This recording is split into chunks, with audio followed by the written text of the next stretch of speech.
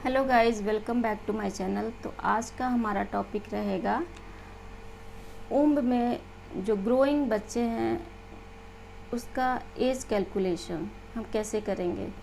Basically इसमें जो calculation होती है वो दो तरीक़ा से होती है। एक तो पेशेंट आके बोलते हैं कि हमारा लास्ट मेंस्ट्रुअल पीरियड इस डेट को आई हुई थी, तो इसके थ्रू हम अलग कैलकुलेशन करते हैं। और दूसरा हमारा जो एक चार्ट के अकॉर्डिंग जो बताई गई है, यानी कि जो फंडल हाइट है, फंडल हाइट के थ्रू हमारा मेजरमेंट करके कैसे कैलकुलेट करेंगे।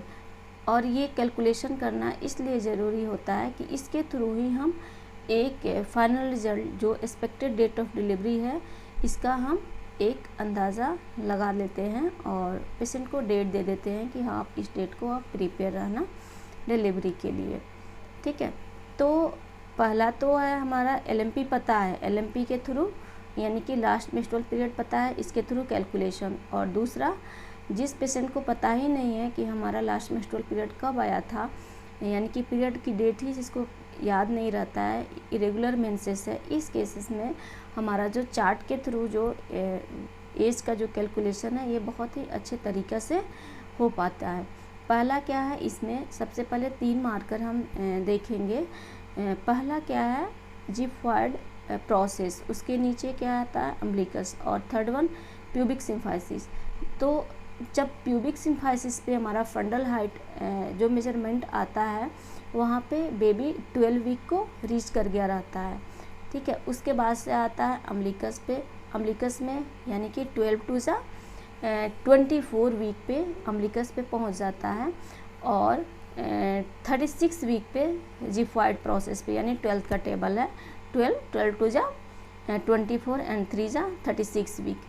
उसके बाद से फिर हम आते हैं जो हमारा प्यूबिक सिम्फिसिस है और अम्बिलिकस के बीचों बीच की जो लाइनिंग देखते हैं, वहाँ जो फंडल हाइट का मेजरमेंट करते हैं वहाँ पे हम जो 12 वीक्स है इसमें हम 4 ऐड कर लेंगे, यानी 16 वीक पे आता है। और फिर 1 मंथ यानी कि जो उसके बाद से जो हम 16 पे जो 4 वीक और ऐड करते हैं तो 20 वीक्स आता है।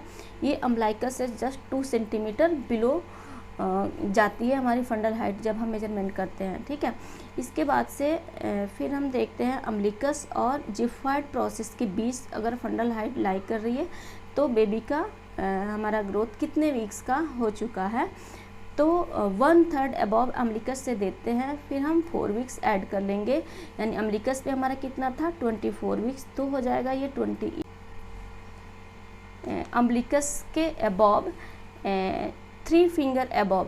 और ये कहें कि अम्बिलिकस एंड जिफॉइड प्रोसेस के 3 डिवीज़न में डिवाइड कर दें तो 1/3 अबव जो होता है वो हमारा 28 वीक्स का बेबी हो चुका रहता है। और फिर उसके बाद से अम्बिलिकस से 6 फिंगर अबव जाते हैं तो 28 में 4 और ऐड कर देते हैं तो 32 वीक्स हो जाता है, और जिफॉइड प्रोसेस पे कम्प्लीटली 36 वीक्स का बेबी हमारा हो जाता है। इसके बाद 36 में अगर हम 4 ऐड करते हैं, यानी हर मंथ के अकॉर्डिंग हम कैलकुलेट करते हैं बेबी का ग्रोथ, तो 40 वीक्स पे ऐसा नहीं है कि बेबी का ग्रोथ और ही अपर चला जाएगा या डायफ्राम क्रॉस कर जाएगा, ऐसा नहीं है। उस केस में क्या हो जाता है, लाइटेनिंग होती है। लाइटेनिंग का मतलब बेबी का डिसेंट, बेबी का होता है उस टाइम पे डिसेंट होना शुरू कर जाता है, यानी सिफेलिक प्रेजेंटेशन, यानी कि अपना प्रेजेंटेशन वो सही लेने लगता है, डाउन के साइड डाउनवर्ड होने लगता है, यानी नीचे के साइड बच्चा चला जाता है। तो वहाँ पे फिर जो 40 वीक्स का बेबी का जो फंडल हाइट है वो एग्जैक्ट फिर 32 वीक्स पे आ जाता है।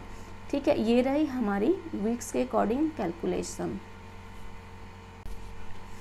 जो गेस्टेशनल एज है ये कैलकुलेट हम इसलिए करते हैं, ये इसकी तो जो ईडीडी है आजकल तो अल्ट्रासाउंड के थ्रू सारे पता चल जाता है कि हाँ कब है कब नहीं है, लेकिन मेनी टाइम्स ऐसा हो जाता है कि वो डिजिटल है। कई बार होता है कि गड़बड़ आ ही गई, रिपोर्ट गलत आ गई, या ऐसा होता है कि यूएसजी के थ्रू कुछ और आ रहा है और हमारा जो फिजिकल अपीयरेंस है, जो फंडल हाइट के थ्रू हम मेजरमेंट कर रहे हैं बेबी की ग्रोथ, उससे हम क्या करते हैं, टैली करते हैं कि क्या जो यूएसजी में है वो चीज़ें यहाँ सही जा रही है ना, फिजिकली जो हमें दिख रहा है वो चीज़ें ठीक जा रही है। अगर जा रही होती है तो दैट्स ओके, अदरवाइज़ हमें थोड़ा और ध्यान देना होता है। जैसे हमारा बेबी का ग्रोथ कम जा रहा है, ठीक है, बेबी का ग्रोथ क्या हो रहा है, fundal height according to USG के डेट या पेशेंट के एलएमपी के डेट से जो हाइट कम जा रहा है, लेकिन पेशेंट बता रही है कि हाँ हमारा एलएमपी का डेट ये है और उस अकॉर्डिंग ज़्यादा जा रहा है, दैट मीन्स क्या, बेबी का ग्रोथ कम हो सकता है या लाइकर कम हो सकता है, कुछ भी हो सकता है।